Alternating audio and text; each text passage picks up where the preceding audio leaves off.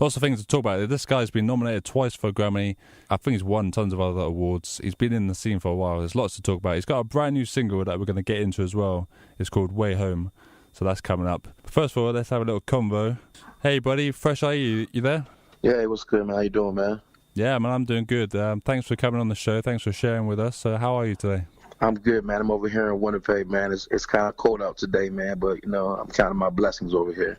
Yeah, man. We were just saying, man, it does get crazy cold in Canada, especially in the more north. Yeah. Last winter there was a day where it was colder in Winnipeg than on Mars. What? It gets cold, man. Like, it gets to a point where if you take a glass of hot water and you throw it outside, it'll crystallize in midair like it's freezing, guy. No, that's amazing, man. But yeah, man. Yeah.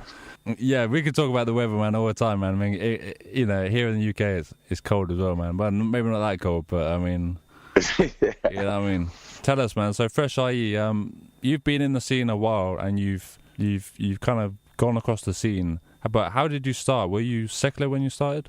Yeah, I've been rapping for a minute, man. I've been in the culture for a while, man. Like, since probably like early '90s, I've been engulfed in the culture, but never really pursued it as a career. But I just grew up in it. There's something that I grew up in, and it wasn't until that the Lord found me in 1998 where it started to take off a little bit. In 1998, I was on my way to prison, caught up in my addictions, and the Lord used a blind homeless man to save my life. So I didn't get saved in a church setting or an altar call, nothing like that.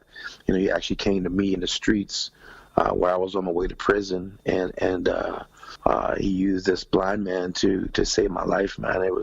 It was a drastic conversion for me.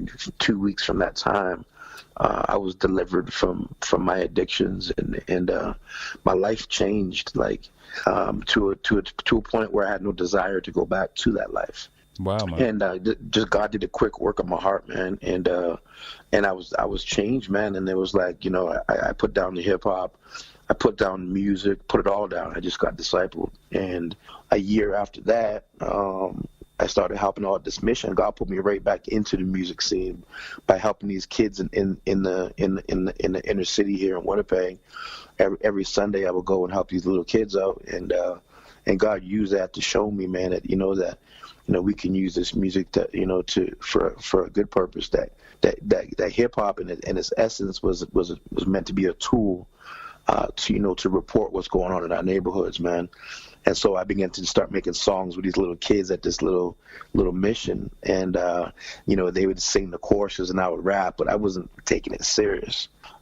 Then all of a sudden we did these tapes, and someone got a hold of one of the tapes one day at this record label, and they wanted me to do this little CD project. So I was like, all right, let's do it.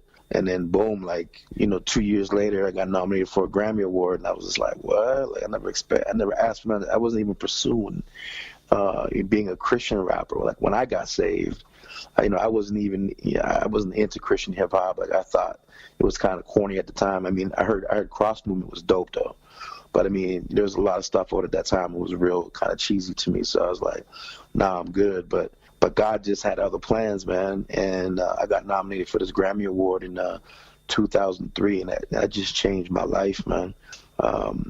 So I went from going to prison in 1998, and then God used a blind homeless man to intervene in my life and save me, and then 3 or 4 years later from that, I'm on the red carpet in Los Angeles, making Canadian history, being the first rapper, not just Christian but secular, before Drake and Cardinal and all them guys, ever to be nominated. So that made Canadian history. So my testimony went all over the country, and the rest was history, man. I just started, taking God's word and going up to native reservations and into, a lot of the remote communities that no one goes to, and ministering to these people, man.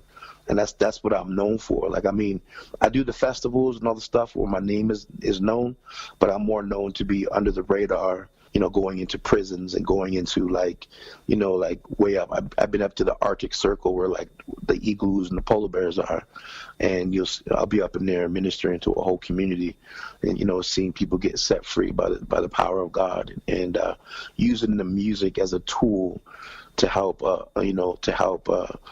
empower young people and people to know that God is able, no matter what kind of situation we're in, man. So yeah. Wow, man, I love that statement, man. Using the ministry as a tool. That is like one sentence that I think the modern day church today needs to kind of understand that. Like that is, key to following. Most definitely, and that's my motive. Whenever I make music, it's always either a story I'm hearing or something that's going on in our country where I'll be like, what is God saying about this? Like right now, what is God speaking to us as a church? And so my music's always, every album I've done has been a chapter in that. It's never been like, oh, I need to make a radio song. I need to, you know what I mean? It's always been about a tool to be a voice to be a voice that God can use to speak into these people's lives, man.